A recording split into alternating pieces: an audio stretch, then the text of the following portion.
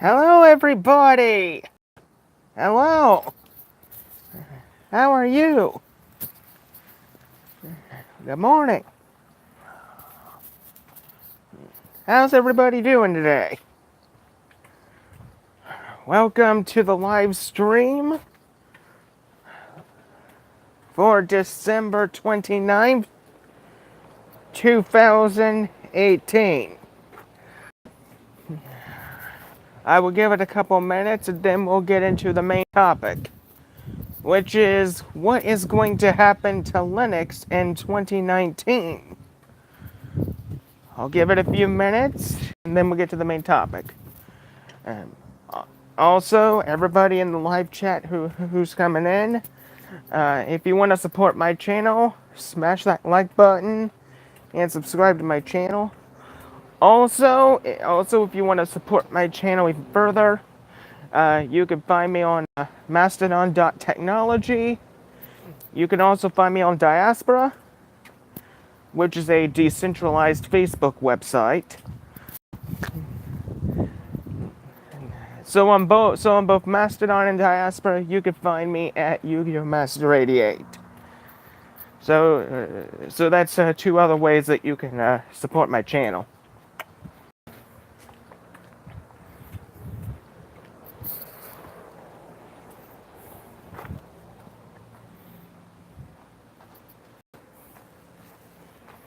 Yeah, I'll give it about a few minutes and we'll get started. Very lovely day outside. Just got done doing a bit of chores, and now I get to live stream for a little bit before I get on my day.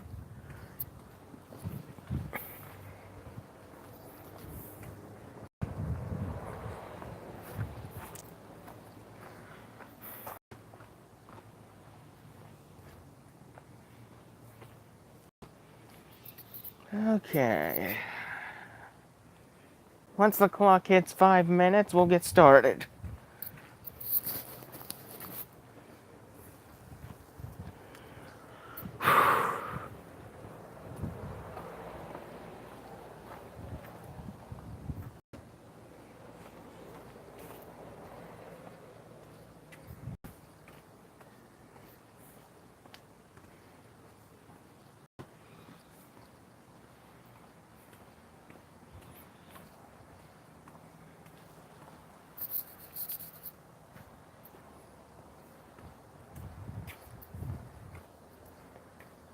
Oh, somebody's coming already. Hello. How you doing?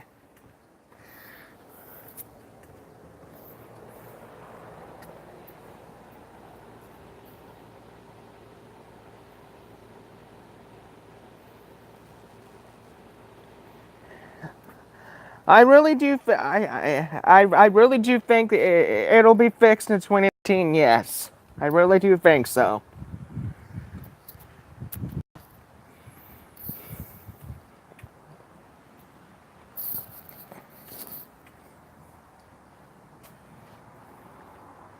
Okay, 2 minutes and we'll get to the main topic.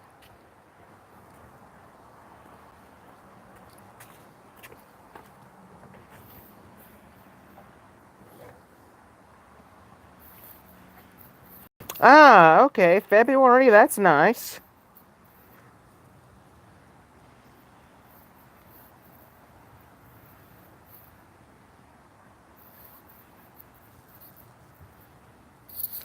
Oh, that's not good.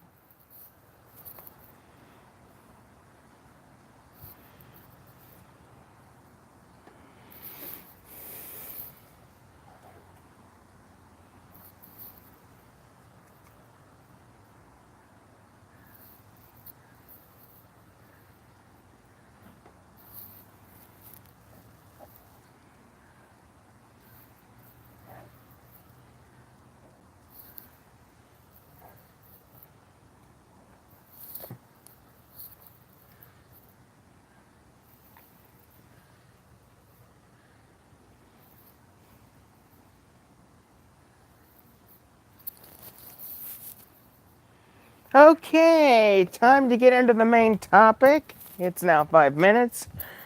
Today's main topic for today. Yes, it is, Hank. I live in Florida, by the way.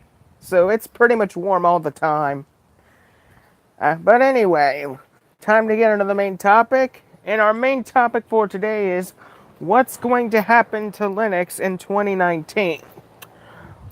Well, a couple things are going to happen. Number one, kernel 5.0 will be released very soon. So look forward to that. Number two, number two, the Librem 5 phone, the world's first Linux phone, will be releasing in a couple months. So look forward to that. And number three, and most importantly, Linus Torvalds is back from his little vacation. So basically, he's going to be working on the kernel most of the time throughout 2019. So the Linux kernel is then pretty much in good hands.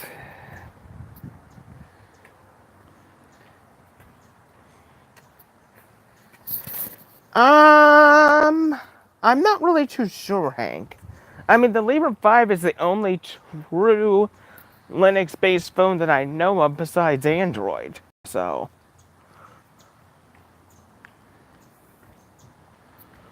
but I will say one thing. I know in 2019, a lot of things are going to happen to Linux, such as, Linux distros are going to be getting their new versions. Most likely we're going to see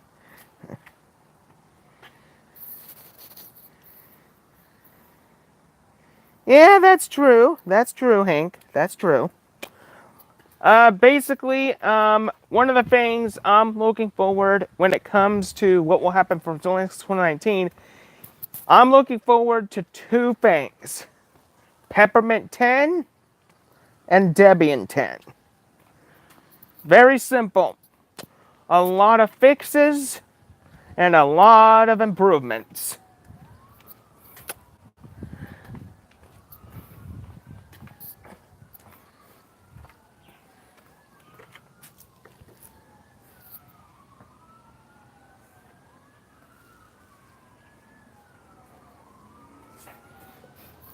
As for, in my opinion, what will happen to Linux 2019, my personal thoughts, I think Linux is pretty much going to be popular still with, and I think it's going to be popular amongst Android tablets, Android phones, Android-based computers. I think also Linux is still going to be popular with other major distros like Ubuntu, Linux Mint, Debian, and amongst other few. I think for 2019, this is truly, in my opinion, going to be the year of the Linux desktop. My predictions for gaming on Linux. One of my predictions is I believe that Steam, GOG, and these other little gaming providers are going to have a lot more Linux games that are compatible with Linux. That's what I'm thinking. Because we need more games for Linux. We don't want to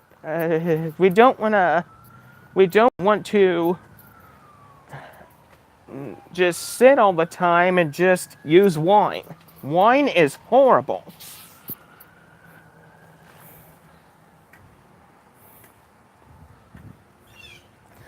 I think GOG should adapt Proton. I think it'd be nice if they did. Because, yes, GOG has their own selection of Linux-based games. That's true.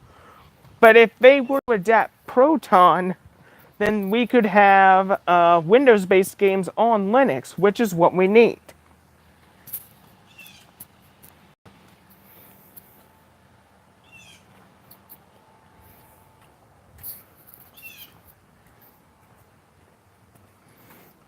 But as for one of my predictions for 2019, I say 2019.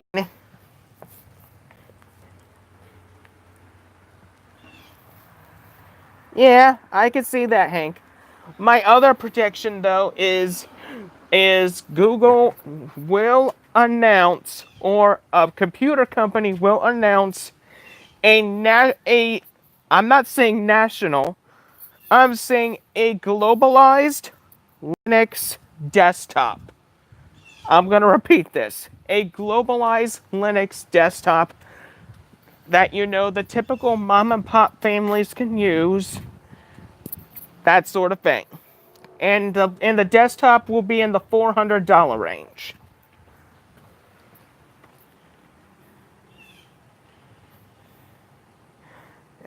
Hey Louie, how you doing, buddy? Welcome. You're just in time to join the party.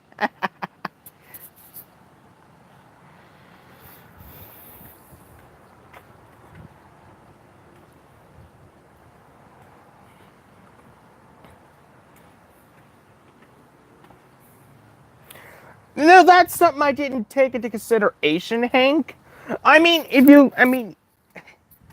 I could see Canonical doing a globalized Linux desktop with a partnership with somebody. Like, with Walmart, Best Buy. To be honest, I think there are two companies, in my opinion, that have a huge chance of doing this. Dell and HP. Because Dell and HP have their own Linux divisions.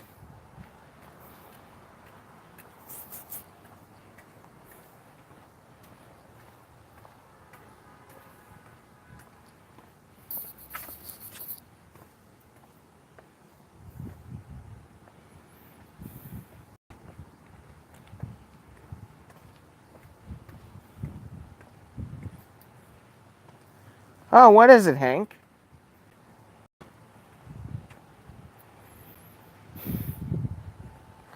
And who advertises they? If Dell was to do a globalized Linux desktop, that'd be nice. 4 gigs of RAM, 500 gigabyte hard drive, and they give you the option of what distro you want to put on it. Me personally, since I'm a Windows user, I'll most likely go for Linux Mint Cinnamon.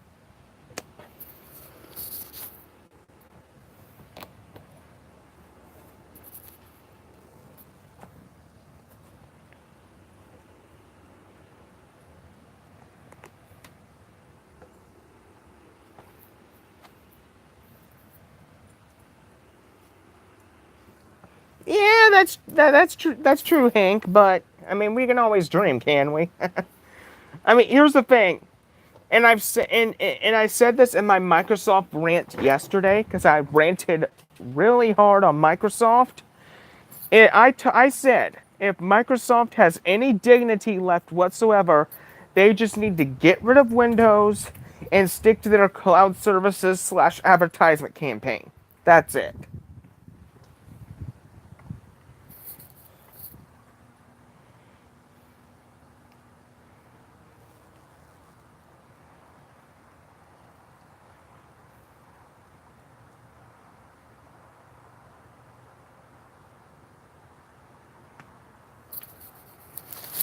Yeah. However, though, the thing about Windows 10, and I explained this in my rant yesterday, is it's not the operating system's fault that's getting it a lot of rap. It's Microsoft and their unscrupulous practices towards getting your data and selling it to other companies.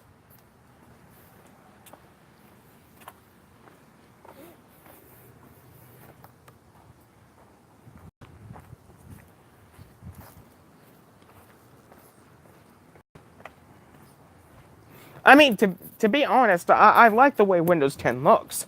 I like the operating system. I just they force software installs. Exactly, Hank. Yeah, they force updates on you. They forcibly install things on you. That's not here's the thing, dude. That is not the Microsoft company that I remember that was a juggernaut in the 90s and the mid 2000s. This is not the house that Bill Gates built. This is I'm sorry.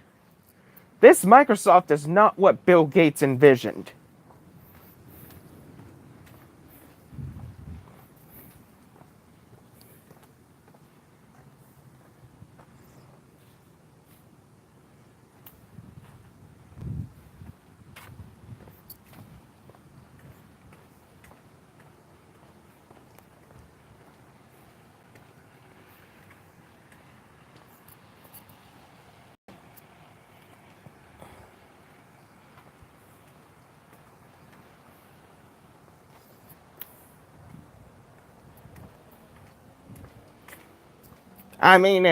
All I gotta say is, if anything, Bill Gates would be ashamed of it. Would be ashamed of the company if he came back to it.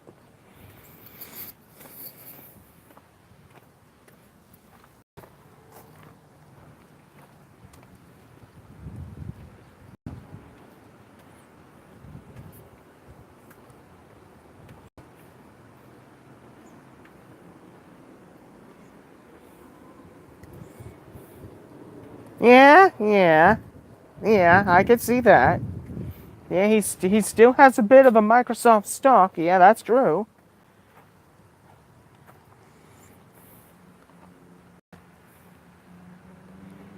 Yeah, they made system for the home user operating systems. That is true. I mean, if you think about it, from the time Linux was born, where was the one area that Linux thrived off of the most? Server and mainframe development. That's where it thrived. And that's where it still thrives to this very day. I mean, look at Red Hat. Red Hat is one of the granddaddies of Linux besides Debian and Slackware. And Red Hat was the best Linux company in 1999.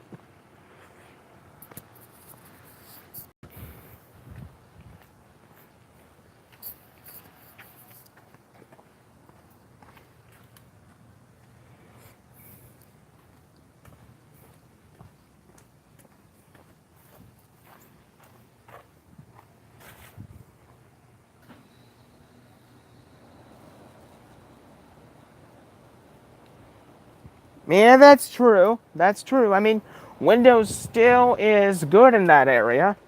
I mean, here's the thing, Linux is catching up at an alarming rate. It's really catching up, but it's not quite there yet. If the Linux companies want to get our attention, besides the whole globalized Linux desktop, I'm just going to repeat something from one of Total West Today's live streams. We need a national Linux desktop. One that the mom and pop user can easily afford and use for businesses. That's what needs to happen.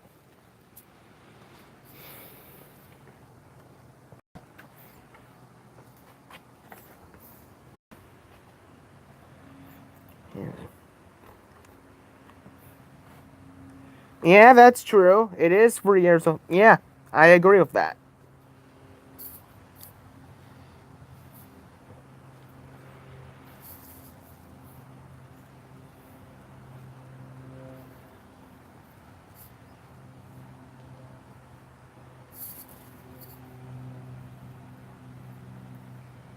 Oh, I am terribly sorry.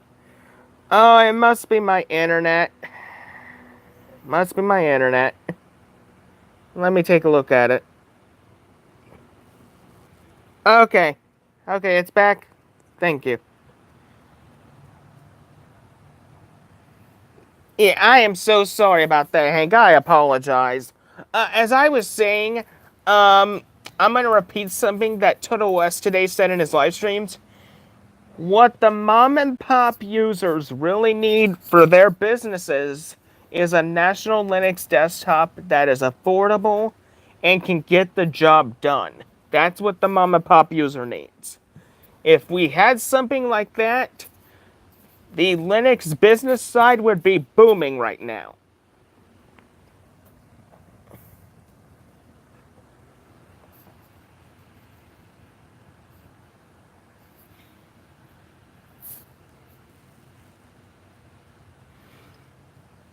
That would be nice. That would be nice. I mean, if you look at every Linux distro we have, Ubuntu is the most recognizable one. I could see Ubuntu as a national Linux desktop standard.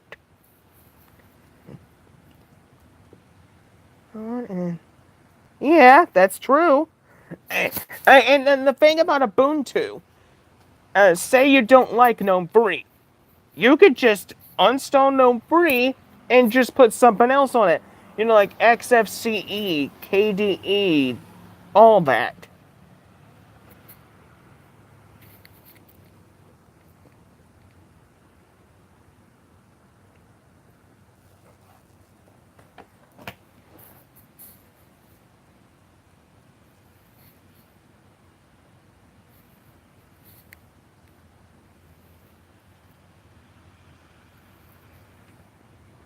My default, I mean, yes, Ubuntu is good. Don't get me wrong. But as a default user, I would say if they wanted a really fast.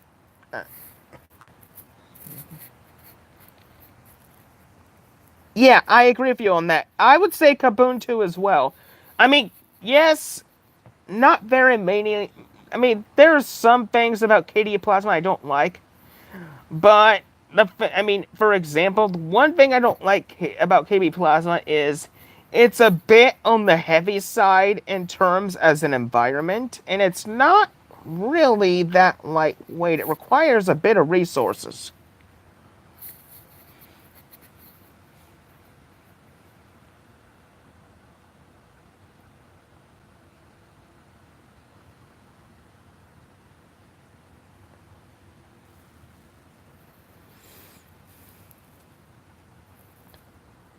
Really?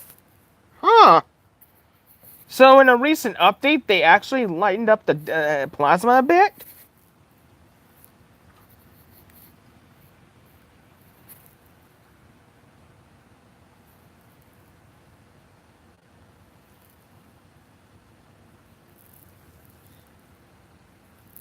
I see. Okay.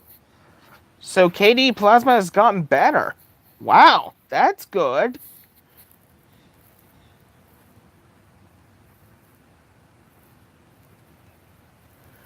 I really hope that 514 dude lightens it a bit further. I mean they could keep it the way it looks, but take all the if they just take all the resources out of it and make it very lightweight, it could be another lightweight desktop alternative besides Linux Lite and Peppermint.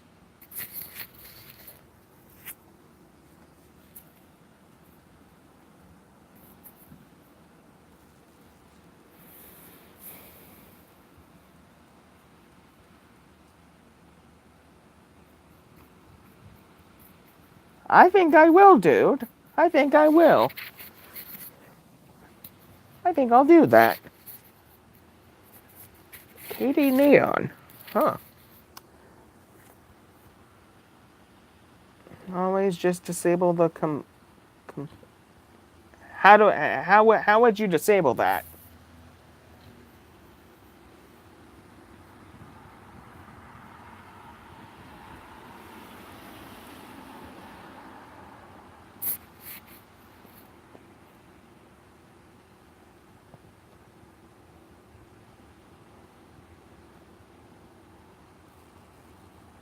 Okay.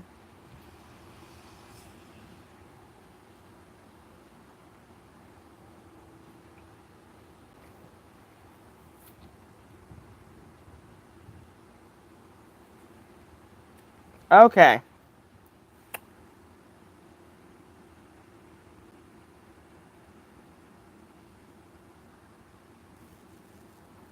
Okay. Okay, yeah. I'll give KDE a try at some point. Yeah. I may go for either Neon or, since I'm an Arch user, I may just throw KDE on Antergos.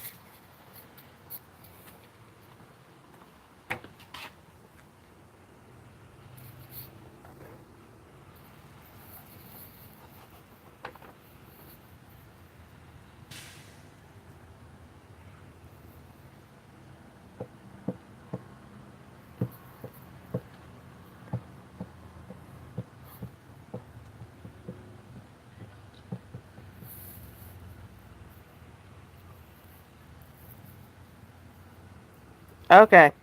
I'll remember that. Okay. We have about 4 minutes left. In 4 minutes, I think we'll wrap things up. Um, as for my final words about what's going to happen in Linux 2019, I really seriously hope that good things happen to Linux, because this year has been a very rough year for Linux. I mean, a lot of bad things have happened to it. I just hope 2019 gives it a new lease, basically. That's all I gotta say.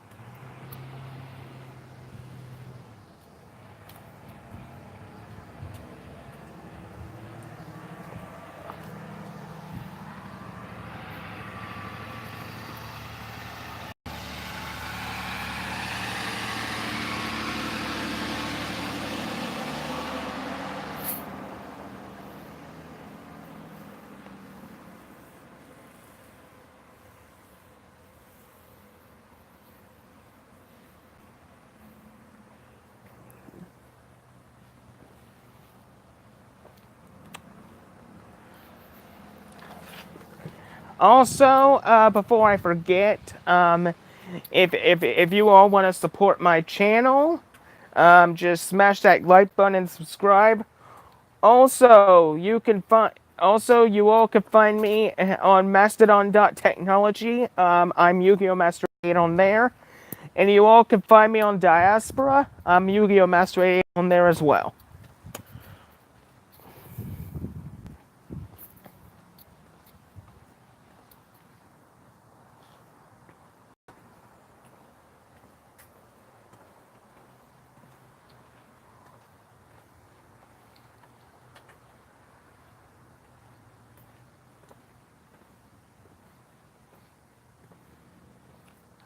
Okay.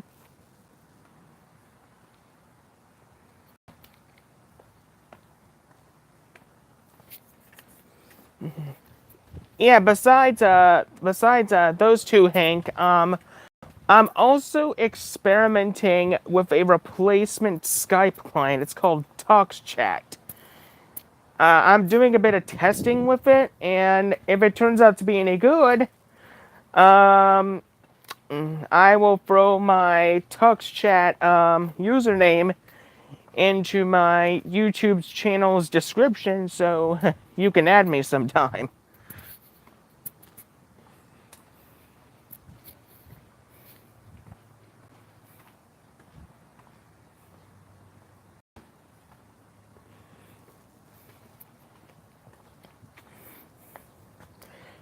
That's true, but it's the only Skype alternative that I found to be on the privacy and security area. I don't know if there's any Skype alternatives for Linux out there other than Talks, unless you know of any.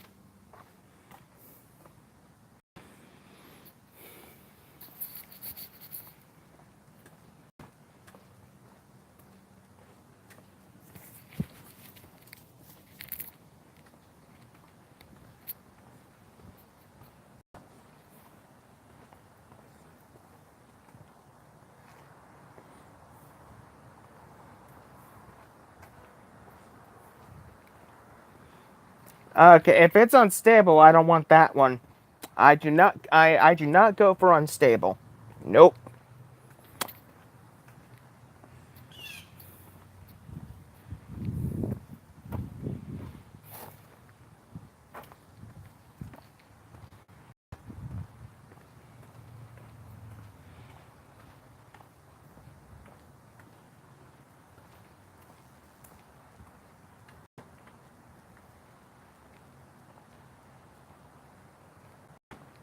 Huh, I did not know that.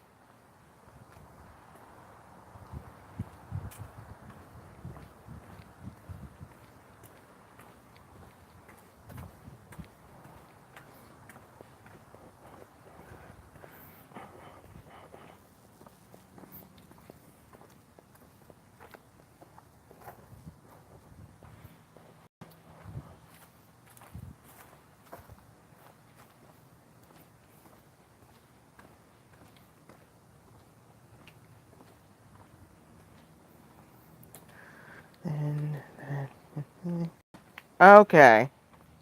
Alright, I'll keep a lookout for it. Anyway, people, it's past 30 minutes. It's time for me to get off here.